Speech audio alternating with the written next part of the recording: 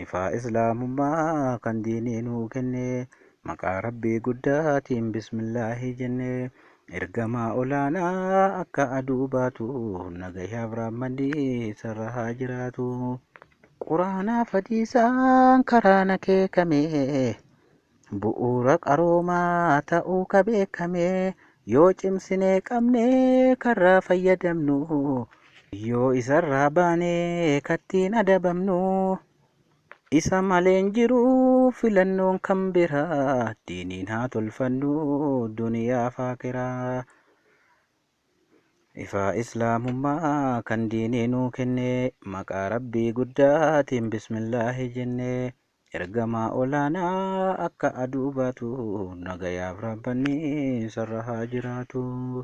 Kanaafi dhaabbanni tola oolaan haqaa muhaajiriif ansaar moggaafatee maqaa daandii sahaabotaa guduunfaarraa boree humnaa fi beekumsaa itti baasaa horii warra diiniif tumsee masgiida ijaaru ija rahmataatii rabbi haa ilaalu.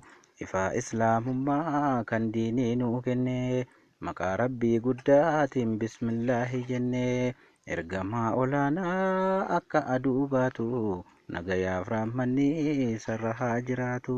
Muhaajiriif ansaar jalatti hiriire warra karaa haqaatti harkisaa diriire kiisa dhuunfaa keessaa walitti baasanii Oromiyaa guutuuf diinii facaasanii aduu oydaa maashar jalaa boqachuufi jeenata keessatti maandhee godhachuufi.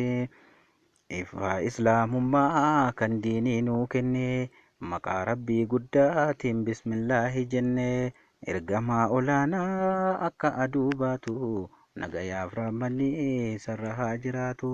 Irree walii ta'aa cimaa wal cimsanii qe'ee dukkanooftee quraanaan ibsanii barataa barsiisaan ilmiin nuu utubee warra diinii azaanaan guggubee sadarkaa isaanii ol fuudhii dabalee jannatul firdoosii mindaasaan kafaleef.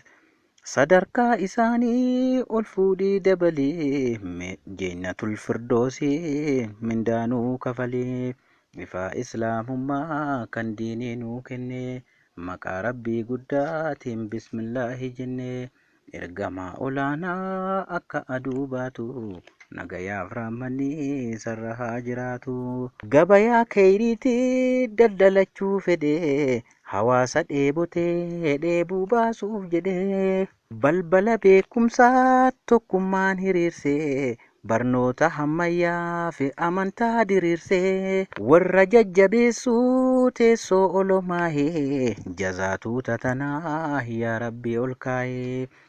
Ifaa islaamummaa kan diinii nuu kenne maqaa rabbii guddaatiin bismillaahi jenne ergamaa olaanaa akka aduu baatu nagayaaf rahmanni isarra haa jiraatu.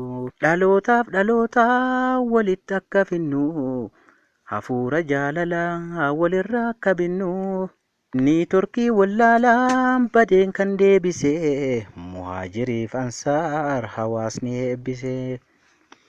Ifaa islaamummaa kan diinii nuu kenne maqaa rabbii guddaatiin bismillaahi jenne ergamaa olaanaa akka aduu baatu nagayaaf rahmanni isarra haa jiraatu. Sagalee ummataa duraan dhageettanii lallabsa dhugaadhaa gurraan nu geettanii akka walit dhufnu mana rabbiititti akka waa qabannu gara qalbiititti kuusaa quraanaa fi kitaabaa arganne isin haa yaadatu rabbii waan daaganne isin haa yaadatu rabbii waan daganne. Ifaa islaamummaa kan diinii nuu kenne maqaa rabbii guddaatiin bismillaahi jenne ergamaa olaanaa akka aduu baatu nagayaaf rahmanni isarra haa jiraatu.